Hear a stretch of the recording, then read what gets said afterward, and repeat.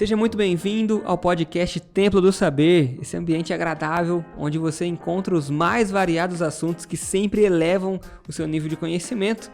Eu sou Daniel Lazzarini, para quem não me conhece, está assistindo nosso podcast pela primeira vez. Estou aqui com o Richard também. Eu tô aqui hoje, hein? Voz da consciência de novo, hein? É isso aí. A gente está aqui para conversarmos principalmente sobre finanças, mas a gente vai sempre trazemos, vários assuntos para vocês, mas sempre voltados para finanças. E no mês de outubro, que a gente está lançando esse podcast, a gente está com uma série de episódios falando sobre dinheiro é emocional. Então a gente está falando um pouquinho sobre essa questão de inteligência emocional, como administrar melhor o seu dinheiro, não somente a parte técnica, mas o que está por trás dos nossos gastos, dos nossos sentimentos, como os nossos sentimentos e emoções podem influenciar os nossos gastos, podem influenciar a maneira como a gente administra o dinheiro. Enfim, então a gente está falando bastante sobre esse assunto e hoje a gente vai conversar um pouquinho sobre esse livro aqui, Os Segredos da Mente Milionária. Na verdade, eu vou falar só sobre a introdução do livro, que é um livro muito legal. Recomendo para você, eu já li esse livro umas 2-3 vezes, é um livro muito bom. E eu recomendo para você que quer aprender um pouquinho mais, que colocou na meta aí de ler livros esse ano, que tá faltando ainda para bater a sua meta, coloca esse livro aqui, com certeza vai ajudar bastante você. E a gente vai falar sobre modelo de dinheiro, o que é modelo do dinheiro, como que isso vai afetar a maneira como você administra o seu dinheiro. Na verdade, é a introdução aqui deste livro, que é chamado livro Os Segredos da Mente Milionária. Como que a gente pode fazer, como que a gente pode ter uma mente milionária, Richard? Pensou, a gente ter uma mente milionária, será que é possível isso? Então é sobre isso que a gente vai conversar um pouquinho aqui neste episódio. Então vamos lá. No mês passado, se você voltar a alguns episódios aí anteriores que a gente conversou, teve um episódio que a gente falou sobre a questão dos pensamentos. E eu peguei até uma parte aqui do livro também dos Segredos da Mente Milionária que ele dizia o seguinte, que os nossos pensamentos conduzem os nossos sentimentos. E os nossos sentimentos conduzem as nossas ações e as nossas ações conduzem os nossos resultados. Então, muitas vezes os seus resultados, na verdade, são frutos dos seus pensamentos. Só que o T. Harv Eker, ele também defende uma tese aqui, na verdade, o livro dele é baseado nessa tese de que antes dos pensamentos existe um outro princípio, que é o que vai, na verdade, fazer toda a diferença nesse efeito dominó, que ele diz que é a sua programação mental. Então, ele diz o seguinte, que tudo o que aconteceu no seu passado molda quem você é. E o que você é molda como você vai lidar com o seu dinheiro. Então, na verdade, até os seus pensamentos muitas vezes são frutos de crenças e de princípios que estão enraizados na sua mente, que estão enraizados no seu subconsciente e que muitas vezes te levam a ter pensamentos, sejam bons ou sejam ruins, para a sua vida financeira. Então, ele diz que o segredo para ter uma mente milionária é você, primeiramente, mudar a sua programação mental. É você entender qual é a sua programação mental, que ele chama de modelo de dinheiro, ou seja, tudo que você viveu, tudo que você absorveu, como que você enxerga o dinheiro. É você mudar toda essa programação e como se você instalasse uma atualização nova aí no seu subconsciente, uma programação da mente milionária. E a gente vê que, na verdade, esse conceito ele faz muito sentido. Até um pouquinho do que a gente já conversou esse mês, a gente vê que só o conceito técnico, só eu saber sobre juros, saber sobre finanças, saber sobre planilhas, tudo isso não é suficiente para que eu possa ter uma vida financeira bem sucedida. Eu vou citar 2 exemplos disso aqui para vocês. Tem até um que a gente já conversou. Um é o Ronald Reed, que inclusive a gente já conversou aqui sobre ele no primeiro episódio desse mês, a gente falou sobre ele, que foi um homem, que ele trabalhou a maior parte da sua vida como frentista e como faxineiro. E mesmo trabalhando, com todo respeito à profissão, mas é uma profissão que não tem um salário muito alto, ele conseguiu ali juntar uma fortuna de aproximadamente 8 milhões de reais. Recebendo ali um salário baixo, até em relação ao que muitas pessoas recebiam, e mesmo assim ele teve aí esse alto rendimento. Então não era uma pessoa que tinha um conhecimento sobre juros, não era uma pessoa que tinha uma inteligência, as pessoas não olhavam para aquele cara, não era um bancário, não era um investidor, Claro que muito do que ele ganhou foi com investimento, mas eram investimentos não complexos, Como ele fala que existiam ali alguns investimentos que ele realmente não sabia operar, não sabia como investir, Mas ele ia lá, simplesmente investia, comprava algumas ações e viu o patrimônio dele multiplicar sem muito conhecimento, sem muita destreza ali fazendo aquilo, enquanto muitos outros investidores profissionais faliam e quebravam. Ele ali, na humildade, na simplicidade dele, conseguiu juntar toda essa fortuna. Outro exemplo é o Peter Lynch, um dos caras que teve um dos rendimentos mais altos. Se você olhar assim anualmente, ou se pegar a média de todos os rendimentos dele, Peter Lynch foi um dos caras que teve um dos melhores desempenhos, né? Só para você ter uma ideia, teve um fundo dele que investiu por décadas, ele teve um rendimento de 30% ao ano. Pra você ter uma ideia, hoje o Warren Buffett, né, que é uma das referências de investimento, se eu não me engano, a margem dele é de 20%, 25% ao ano. O Peter Lynch, só com esse fundo que ele investia, ele teve ali um rendimento durante décadas, né? A média desse fundo foi uma média de crescimento de 30% ao ano. Se eu não me engano, o Warren Buffett ele já teve 30% ao ano, mas tipo, foi um ano muito atípico, sabe? Sim. Mas ele já chegou a ter, mas não é sempre. E aí esse cara, ele teve esse rendimento de 30% ao ano. Só que o que é interessante é que durante todo esse tempo que ele investiu, muitas outras pessoas também investiram nesse fundo. E por incrível que pareça, nesse mesmo investimento, que ele teve um rendimento de 30% ao ano, a cada 5 pessoas que investiam nesse fundo, 4 perderam dinheiro. Com o mesmo fundo que valoriza 30% ao ano, 4 em cada 5 pessoas, ou seja, tipo de 100 pessoas, 80 perdiam dinheiro com esse fundo. Porque, como a gente falou, não é a questão do fundo em si, não é que o fundo era ruim. Não, é que essas pessoas não estavam preparadas, essas pessoas não sabiam o que elas faziam quando o fundo subia, elas compravam. E aí o fundo desvalorizava, elas iam lá e vendiam, então só perdiam dinheiro. Então a questão não era o fundo o problema, mas o problema era as pessoas não saberem a hora de investir, não estarem preparadas para aquele tipo de investimento. E nesse sentido, cabe muito bem uma frase aqui, inclusive, que está aqui no livro do T. Harv Eker, que ele diz o seguinte: que mesmo que você tenha todo o conhecimento e toda a qualificação do mundo, se o seu modelo não estiver programado para o sucesso, você estará condenado financeiramente. Então ele diz que, na verdade, é uma raiz, é um modelo de dinheiro que está ali impregnado. Por exemplo, nesse caso dos investimentos, por exemplo, é o medo de perder. Então as pessoas sempre ficam lá com medo de perder. A ação começou a cair, o que ela faz? Ela vende. Só que o que acontece? Justamente quando está caindo, é a oportunidade de você estar comprando, né? Claro, toda ação que está caindo eu vou comprar? Não, aí vai de uma análise. Mas também não é toda ação que está caindo que você tem que vender. E a gente tem essa questão, né? Começou a cair, já vem aquele medo de perder dinheiro e você deve analisar. Será que no longo prazo essa ação vai se sustentar? Será que é uma empresa? Será que eu realmente confio no potencial dessa empresa? Então aí entra a parte de você analisar, essa parte técnica. Mas se você não estiver preparado emocionalmente para aquilo, se você não tiver uma programação mental que te permite suportar, né, às vezes aquela pressão, aquele medo, aquela insegurança, você vai vender no momento que você deveria comprar. E em outros casos você vai comprar no momento que você deveria estar vendendo suas ações. E claro, eu estou dando um exemplo aqui em ações, tá? Mas isso vale na nossa vida inteira, em relação a emprego, em relação a oportunidades que a gente pode ter. Muitas vezes nosso subconsciente nos faz tomar decisões em relação ao dinheiro, em relação a sair de um emprego, em relação a fazer uma compra, em relação a assumir um financiamento. Muitas vezes por uma questão realmente emocional, por um desequilíbrio emocional, por uma programação mental que nos induz a tomar aquelas decisões que muitas vezes não são benéficas à nossa vida financeira. E para exemplificar essa questão de que muitas vezes o seu pensamento pode te levar a alguma decisão automática, eu vou fazer um simples enigma. Vamos ver quem que é bom de raciocínio lógico aí. Eu tenho aqui um papel e uma caneta na minha mão. Eu sei que o valor dos dois somados dá 1,10. E também sei que a caneta ela é R$1 mais cara do que o papel. Pensa aí, então, qual que é o valor da caneta? Provavelmente você falou então que a caneta ela custa R$1. E o papel custaria 10 centavos, né? Para dar 1,10. Só que se o papel custar 10 centavos e a caneta for R$1 mais cara, então, na verdade, o valor deles vai ser 1,10 da caneta, mais 10 centavos do papel vai ser 1,20. Então, na verdade, o valor correto é que o papel custa 5 centavos e a caneta 1,5. Então, 1,5 mais 5 dá 1,10 e a caneta ela é R$1 mais cara do que o papel.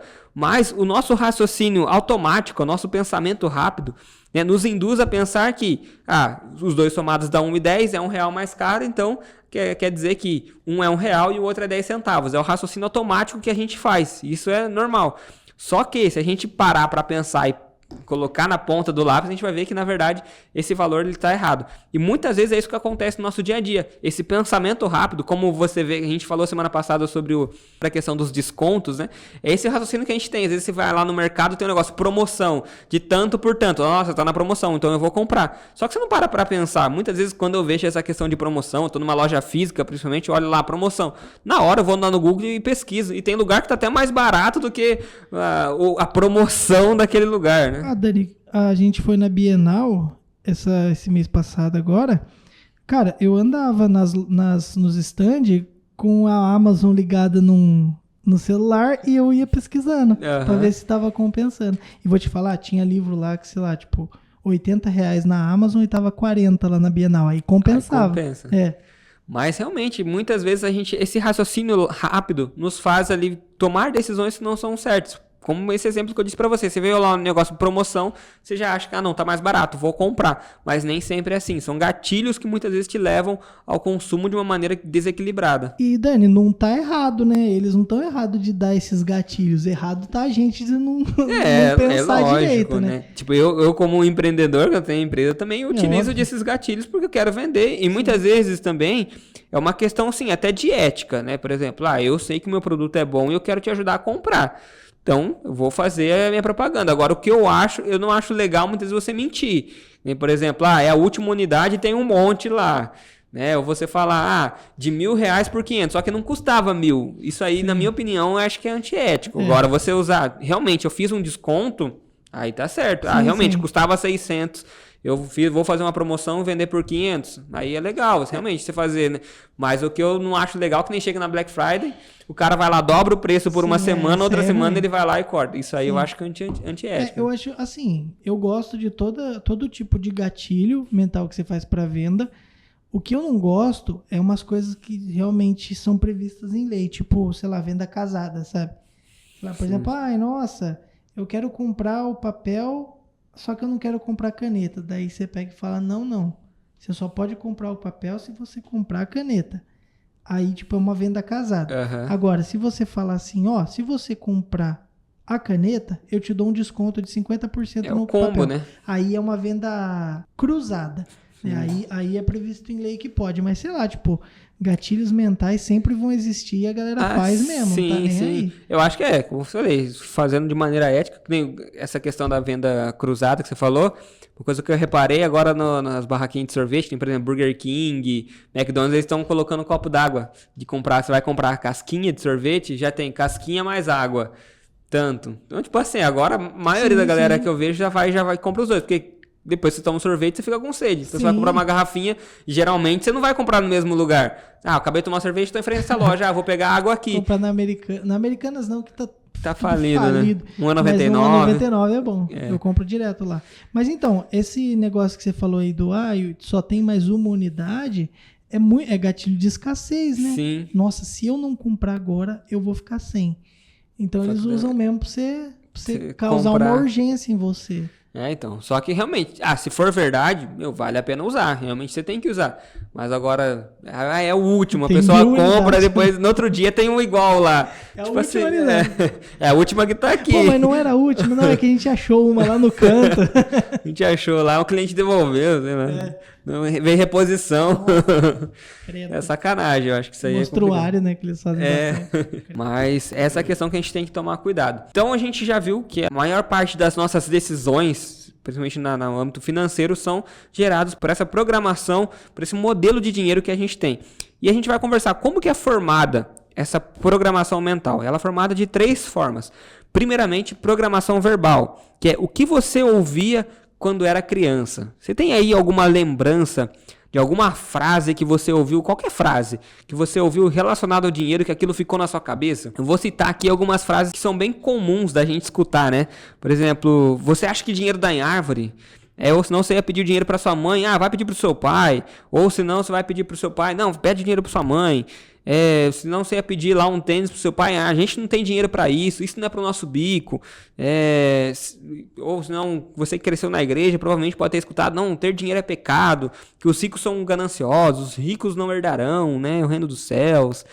Então, essas frases são muito comuns a gente escutar e são frases que, por mais que hoje você acaba não se lembrando constantemente dessas frases, mas que muitas vezes ficaram impregnadas no seu subconsciente e de alguma forma te levam a tomar decisões erradas sobre o dinheiro. Inclusive, aqui no livro, né, o T. Harv Eker, ele conta o exemplo de um cara que estava num evento dele, né, chamado Stephen. E esse Stephen, ele disse que sua mãe falava para ele que, desde pequeno, né, ele falava, não, os ricos são gananciosos, eles lucram com o suor dos pobres, a gente tem que ter o suficiente para viver, mais do que isso é cobiça. Então, tipo assim, ele cresceu com essa mentalidade. Não, eu não posso ser rico, porque se eu for rico, eu amo minha mãe.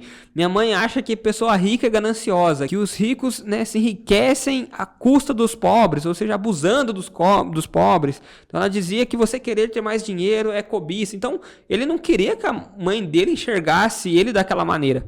Então, por mais que ele ganhasse muito dinheiro, esse cara, ele realmente tinha um salário muito bom, ele ganhava muito dinheiro, só que ele sempre dava um jeito de gastar tudo que ele tinha, até inconscientemente. Ele nunca conseguia ter dinheiro guardado, porque ele não, de uma certa forma, né, como eu disse, inconscientemente, ele não queria desapontar a sua mãe. Então ele sempre gastava todo o dinheiro que ele ganhava. Até que ele foi nesse evento do T. Harv Eker, e aí, conversando com ele, o T. Harv Eker, né, aconselhou ele, falou, olha, faça sua mãe entender que o dinheiro é bom, e que o dinheiro, de alguma forma, ela pode usufruir da sua riqueza também, que ela pode se sentir bem, para que daí você não tenha essa sensação de que você ficar rico, você vai estar desaprovado por ela, né? Ela tem que entender que é bom, que você ficar rico também vai ajudar ela. E aí o que ele fez? Ele comprou uma casa na praia e mandava a véia lá para casa de praia. Não, a idosa, perdão. Mas ele mandava a mãe dele lá para casa da praia para poder curtir, para poder aproveitar, e aí o resultado foi que passou um tempo, né? Ele começou a ganhar mais dinheiro, e a mãe dele também admirava ele por ser rico, porque de alguma forma também ela via os benefícios de aproveitar da riqueza que o filho tinha. Então, esse aqui foi só um exemplo de como uma frase, né, que a mãe falava interferia na vida dele. Como eu disse, inconscientemente ele acabava desprendendo dinheiro, gastando dinheiro, porque ele não queria ser desaprovado pela mãe.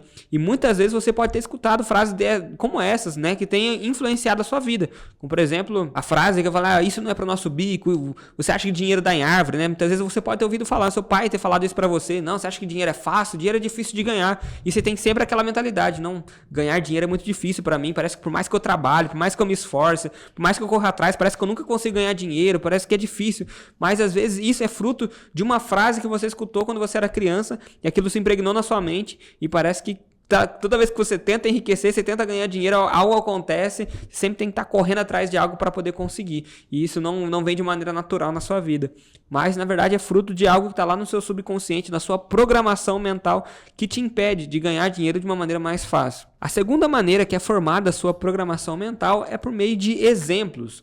E principalmente dos seus pais. Falei sobre a programação verbal, mas também tem a questão de exemplos, ou seja, situações em que você viu seus pais lidando com dinheiro. Então, como que seus pais eram? Seus pais eram gastadores? Seus pais economizavam? Seus pais gastavam bastante com viagens, com bens, ou não, seu pai gostava mais de guardar, sempre aquele cara reservado, né, o mão de vaca que muitas vezes a gente conhece. E a tendência é que muitas vezes a gente começa a lidar com o dinheiro, quando a gente começa a ganhar nosso dinheiro, a gente começa a imitar os nossos pais na maneira de administrar o dinheiro.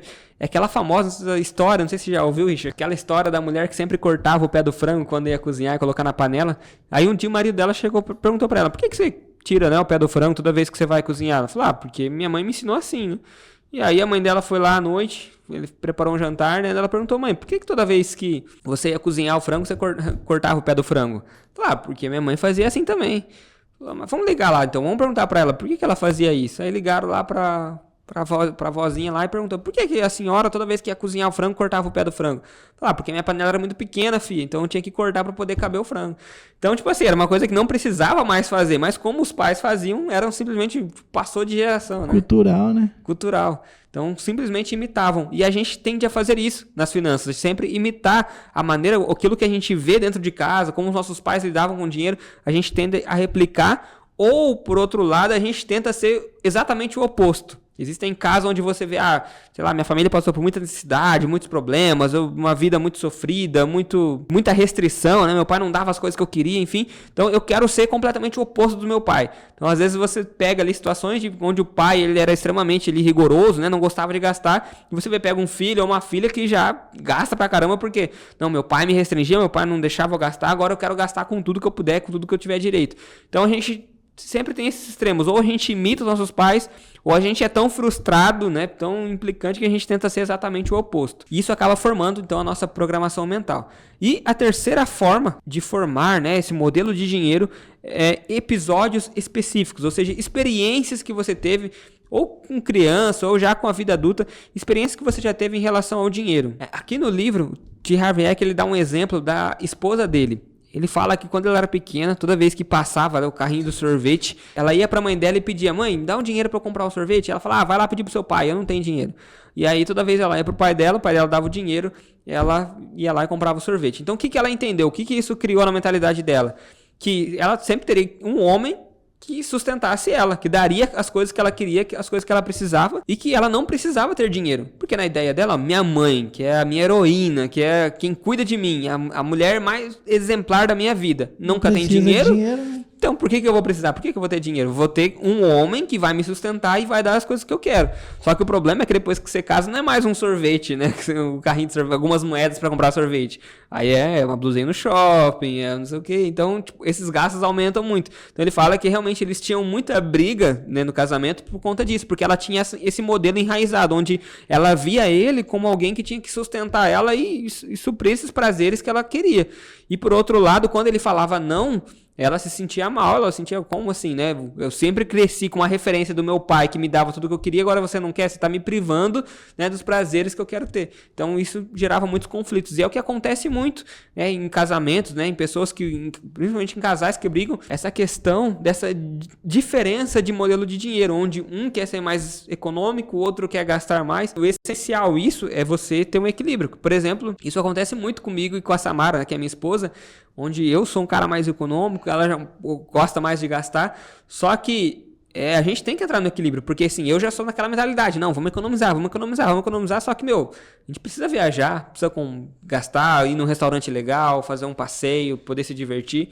E por outro lado também a gente não pode comprometer o nosso futuro. Então quando a gente está gastando demais, eu sou aquele, vamos brincar, vamos segurar aqui agora, vamos olhar para a planilha, esse mês a gente gastou demais, então vamos segurar. Então é importante ter esse equilíbrio, mas é importante também entender que existe um modelo de dinheiro e muitas vezes isso é fruto dos pais. Então não é brigando que vai resolver, é entendendo essa situação e a gente vai ver, conversar. Então como é que a gente faz essa reprogramação mental, essa atualização, né, na nossa mente, mas é muito importante que você que é casado, né, que você converse com a sua esposa, que vocês de alguma forma procurem entender qual é a programação mental sua, qual a programação mental dela, quais são as frases que ela ouvia, como os pais delas ensinavam sobre dinheiro, quais são as experiências que ela tinha sobre dinheiro, para que vocês possam entender, né, quando alguém tomar alguma decisão, quando alguém quiser comprar alguma coisa, quando alguém falar um não, que vocês possam se resolver e entender que aquilo muitas vezes está enraizado no subconsciente. Não é só uma decisão daquela pessoa ali porque ela quer comprar, porque ela quer gastar, quer prejudicar o casamento, mas é porque é algo que vem ali no subconsciente dela. Outro exemplo de como a experiência pode também gerar traumas ou problemas nessa programação mental, por exemplo, uma pessoa que cresce numa escola particular, mas que não tem uma condição social, né, uma condição financeira igual às pessoas que estão ali naquela escola. Por exemplo, às vezes um pai ali que não tem um salário muito alto, mas que se esforça e paga uma escola particular. Aí imagina, aquela criança às vezes não se veste tão bem, às vezes o pai não tem um carro legal, e aí não faz os mesmos passeios, né? Ela vê todo mundo indo pra Disney e ela não consegue ir pra Disney. Todo mundo andando, usando iPhone e ela lá, às vezes, tem celular porque o pai não tem condição de comprar. Então ela já cresce traumatizada. Até num dos livros que a gente conversou bastante aqui, que é o Dinheiro Emocional, do Thiago Brunet. O Thiago Brunet, ele fala que ele estudou numa escola particular e era exatamente esse exemplo. O pai dele não tinha muitas condições. E tinha um carro que não era um carro muito novo, né? Então ele tinha vergonha de toda vez que o pai dele parava com o carro dele lá para ele entrar no carro. Tanto que quando ele começou dinheiro, uma das primeiras coisas que ele fez foi comprar um carro muito caro que ele não precisava. Mas por que ele fez isso? Porque ele tinha um trauma, né? Uma experiência na infância, um trauma de ter um carro velho, e ele queria ali mostrar ali, não para os amigos que ele tinha na escola, mas assim, uma forma de suprir esse trauma que ele teve na infância era comprar um carro novo, um carro que ele não precisava comprar, ele acabou se endividando por causa desse carro. Então esse é só um exemplo de como experiências da sua infância também podem influenciar nas suas atitudes financeiras nos dias de hoje. Mas agora que a gente já viu, então, como que a nossa programação mental é formada por programação verbal, ou seja, por palavras que a gente escuta, por exemplos, ou seja, como a gente viu os nossos pais administrarem o dinheiro que eles tinham e também por experiência que a gente teve, seja na infância ou seja também já na nossa vida adulta. Mas agora a gente vai aprender como que a gente faz então para reprogramar. Eu identifiquei alguns pensamentos, algumas crenças que eu tenho na minha mente que não são legais, alguns pensamentos que têm me prejudicado. Como que eu faço para mudar isso? Então vamos lá, são 4 passos para você fazer essa reprogramação, essa atualização na sua mente. Aí, como diz o Marçal, instalar o drive. O primeiro passo é conscientização, ou seja, você não pode modificar algo que você ignora ou algo que você não sabe. Então, o primeiro ponto é identificar quais são esses modelos de dinheiro, quais são esses pensamentos, quais são essas crenças que têm me prejudicado. Então, separe um tempo aí para você pensar realmente, ou se você puder anotar, né, algumas frases que vêm em sua mente, algumas experiências que você teve na infância, para que você possa identificar ali alguns padrões que você vê que você está reproduzindo dos seus pais, algumas situações que você via que os seus pais passavam por dificuldade, que hoje você passa exatamente da mesma forma, né, algumas palavras, algumas frases que te marcaram. Então faça essa meditação, esse momento de reflexão para identificar e entender quais são essas programações, esses drivers, né, que têm impedido você de viver uma vida mais próspera. O segundo passo é o entendimento. Você precisa entender como que esse pensamento, como que essa situação está atrapalhando a sua vida. Vamos pegar o exemplo do Brunet que eu contei para vocês. Então, o primeiro passo, ele identificou uma experiência ruim que ele teve na infância sobre dinheiro, onde ele se sentia mal quando os amigos dele viam o pai dele buscando ele com um carro velho. Ponto. O segundo passo foi o entendimento. Então ele entendeu que aquela experiência ruim fazia com que ele comprasse um carro que ele não precisava. E aí o terceiro passo, depois que você já se conscientizou do problema, entendeu como ele está interferindo na sua vida, o terceiro passo é você dissociar. Ou seja, entender que esse modo de pensar não é seu e decidir deixá-lo. Ou seja, entender que não vale a pena você tomar uma decisão de compra por algo que você viveu lá na infância. Não vale a pena você deixar de ganhar dinheiro simplesmente porque você ouviu uma frase lá na infância que dinheiro é pecado. Não vale a pena você viver sofrendo para ganhar dinheiro, né? Não conseguir ganhar aumento, estar sempre procurando emprego, né? Viver sempre precisando de dinheiro simplesmente porque lá o seu pai disse que ganhar dinheiro era difícil. Então era um pensamento que ele tinha na época e isso não pode ser uma verdade absoluta na sua vida. Então o terceiro passo é você dissociar, é você entender essa experiência, entender como ela tem atrapalhado você e você tomar uma decisão de a partir daquele momento não deixar aquele pensamento, aquela crença atrapalhar o seu desenvolvimento financeiro. E o quarto passo é o recondicionamento, ou seja, você substituir o modelo de pensar antigo por um modelo novo, mais saudável. Então, no caso do Thiago Brunet, por exemplo, ele poderia colocar um pensamento de que ele não precisa de um carro novo para ser aceito pela sociedade. Não é um carro novo que vai me fazer ser melhor visto pelas pessoas à minha volta. Eu não preciso de um carro novo para ser feliz.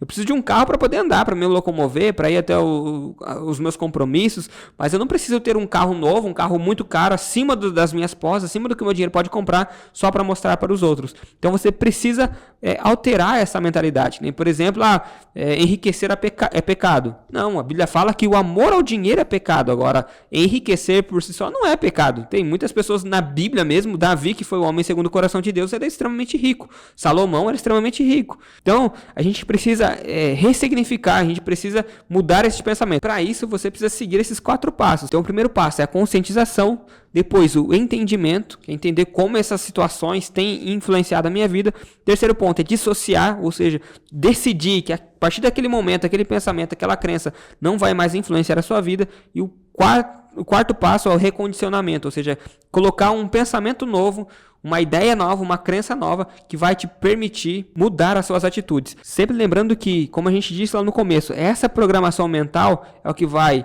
influenciar os seus pensamentos e os seus pensamentos é que vão influenciar as suas ações e aí as suas ações vão influenciar os seus resultados. Então, se você não mudar essa programação mental, você sempre vai ser condicionado a pensar de uma maneira errada e, consequentemente, os seus resultados vão ser ruins. Mas muitas vezes a raiz está lá na sua programação mental. E para terminar, tem um conceito aqui também no livro, no T. Harv Eker, que ele fala o seguinte, sobre essa questão de condicionamento mental. Ele diz que muitas vezes a nossa mente funciona como um termostato. Imagine você um ar-condicionado. Vamos supor, né, que tá calor pra caramba aqui. Vamos supor que você ligue um ar-condicionado no 22. O que ele vai fazer? Ele vai ligar, né, o ar-condicionado para gelar a sala e quando ela chegar na temperatura 22 graus, o que ele vai fazer? Ele vai desligar. E aí ele vai ficar ali um tempo, né, rodando, ele pode ser que ele chegue no 21, no 20, mas com o tempo o ar-condicionado desligado, o que ele vai fazer? Ele vai começar a esquentar de novo, a sala vai começar a esquentar de novo. E aí quando ela passar dos 22 graus, bater 23, o ar-condicionado ele liga de novo, porque tem uma pecinha lá chamada termostato, que faz esse controle. E ele diz que a nossa mente é da mesma forma. A gente tem um termostato financeiro, que é realmente o nosso modelo de dinheiro, que é o quanto que você quer viver com dinheiro. Vamos supor, o meu termostato é de 10 mil reais por mês, então eu quero ter 10 mil reais por mês. E se você realmente colocar isso na sua mente, acreditar nisso, eu sei que parece, né, como lei da atração, que a gente já conversou um pouquinho sobre isso, misticismo, né, mas eu não quero nada disso. Realmente você ter uma meta e você realmente decidir o quanto que você quer viver e realmente ligar esse termostato financeiro. O que vai acontecer? A sua mente vai trabalhar para poder ganhar esse dinheiro. E aí o que acontece? Se você atingir os 10 mil reais, se você manter esses 10 mil, o que vai fazer? Esse termostato vai desligar. Então, se você começar a ganhar muito mais do que 10 mil, você vai começar a dar um jeito de gastar esse dinheiro. De alguma forma, você vai ou deixar de ganhar esses 10 mil, ou se você continuar ganhando esses 10 mil, você vai dar um jeito de gastar para que você comece a utilizar o dinheiro que você está acostumado a viver. É o que acontece, por exemplo, com os caras que ficam milionários e perdem tudo na loteria, porque eles não estão condicionados a lidar com aquela quantia de dinheiro. O que acontece? A hora que eles pegam aquele monte de dinheiro na mão, o que eles fazem? Eles gastam tudo, torra tudo rapidão. Por quê? É o termostato. A partir do momento que a quantia de dinheiro passou do que ele está acostumado a viver, do que ele, que a programação dele permite viver, o que ele vai fazer? Ele vai dar um jeito de desfazer o dinheiro. É por isso que você precisa alinhar a sua programação para você estar preparado para lidar com quantia maiores de dinheiro na sua vida. Ô Dani, é até bíblico isso daí, tá ligado? Tipo quando Jesus fala, quando na Bíblia fala, sede fiel no pouco, que no muito eu vou te colocar. A galera usa isso pra ser tipo assim, nossa, Deus vai me dar muita coisa. Mas não, é você condicionar a sua mente a fazer a mesma coisa que você fazia quando você tinha pouco dinheiro, com muito dinheiro. Sim. Né? Então, por exemplo, sei lá, imagina que quando eu tô na rua, um mendigo me pede uma esmola e aí você, sai daqui, vagabundo, sabe? Uhum. Tipo assim, por exemplo, você tá na rua, você dá uma esmola, quando você tiver muito dinheiro, você também vai dar uma esmola. Tipo assim, a galera fica me falando assim direto, me manda mensagem falando, nossa, eu preciso investir, eu não sei como, né? Eu quero juntar uns 5 mil para começar. Não, gente, sabe, tipo, sede fiel no pouco, que no muito eu vou te colocar. Tipo assim, se você trabalha a sua mente investindo 10 reais por mês, que seja, você está condicionando a sua mente, né, colocando o termostato aí, que nem seu exemplo, a sempre colocar dinheiro. Ou seja, você vai estar trabalhando a sua disciplina a sempre fazer isso. E aí, quando você tiver os 5 mil reais para poder sempre investir, aí você vai estar investindo por quê? A sua disciplina, o seu termostato vai estar ligado. Quando você tiver muito dinheiro, você ainda vai continuar investindo porque você faz isso desde sempre, não é uma coisa nova. É igual o Dani falou, os caras, tem uma estatística que fala que os caras que ganham na loteria, em 5 anos ou volta para estacar zero, ou no menos, né? Ou volta pior do que estava antes. É por causa disso, sabe? Não foi fiel no pouco. Sim. Não estava preparado para dar com aquela quantia de dinheiro. Pegando também outro exemplo bíblico falando sobre essa questão aí, que se encaixa bem, é aquela passagem onde Elias, ele vai até a casa de uma viúva, né? Estava contando um contexto aqui, era uma situação de muita seca, né? De muita pobreza naquela época, e aquela viúva, ela tinha muito pouco, né? Quando Elias chega para ela, olha, eu tenho o suficiente aqui de azeite para poder fazer um bolo para você e depois eu não sei o que a gente vai fazer. E Elias, ele fala assim, ó, faz o bolo pra mim, depois eu quero que você vá na vizinhança e pegue o máximo de vasilhas que você conseguir, o máximo que você conseguir. E aí ela foi lá, pegou um monte de vasilha, e aí ele pegou o pouquinho de azeite que ela tinha e começou a despejar nas vasilhas. E aí a Bíblia fala que quando ele estava despejando, ele foi lá, pediu mais uma vasilha e falaram, não tem, acabou as vasilhas. Na mesma hora o azeite parou de correr. Acabou.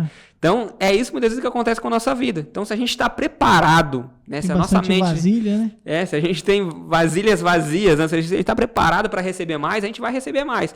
Só que se a gente não estiver preparado, se nossa mente já não estiver condicionada e a gente não tiver, como eu posso falar, elevado, né? Mentalmente, psicologicamente, emocionalmente, se a gente estiver estruturado e preparado para receber mais... disposto, né, Dani? E disposto. Porque a viúva, ela estava disposta. Porque assim, o profeta lá, o Elias, ele até falou, vai...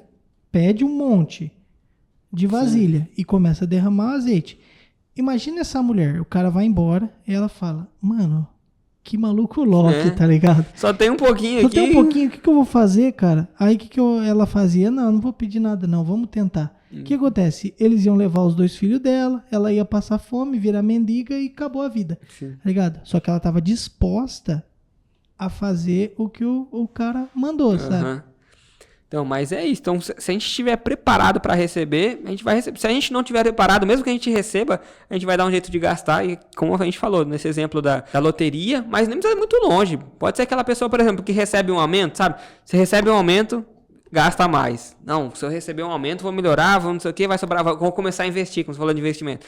Não, se eu ganhasse um pouquinho mais, eu investir. A pessoa ganha um pouquinho mais, gasta mais. Ganha um pouquinho mais. Então, tipo assim, nunca condiciona a mente dela a começar a investir, a começar a guardar e se preparar para o futuro. Então é isso, pessoal. Espero que vocês tenham gostado do podcast de hoje. A gente falou sobre essa questão do modelo de dinheiro e a importância de você reprogramar a sua mente para que você seja preparado para poder ganhar mais dinheiro, para que você tenha a mente milionária e possa prosperar cada vez mais. Então, espero que você tenha gostado e já fica também o nosso convite aí, você que está assistindo, que você tenha gostado do nosso conteúdo, curte aí o nosso vídeo. Se você estiver ouvindo pelo YouTube, se inscreva no nosso canal. Se for pelo Spotify, favorita, para que toda vez chegue a notificação para você. Acompanhe também o nosso Instagram, arcade.grupo, a gente tem postado bastante conteúdo legal para vocês lá.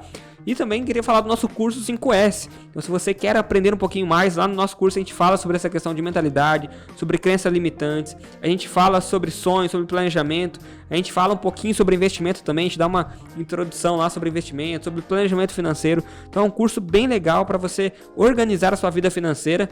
E é só clicar, a gente vai deixar o link aqui embaixo para vocês. Por enquanto está com 50% de desconto. Então é só você usar o cupom podcast50, você vai ter 50% de desconto e por menos de R$50 você vai estar adquirindo aí um curso que com certeza vai te ajudar muito a fazer essa reprogramação mental, de alguma forma poder mudar a sua mente e te preparar para que você possa crescer e prosperar cada vez mais financeiramente. Então é isso, pessoal, um abraço e até a próxima.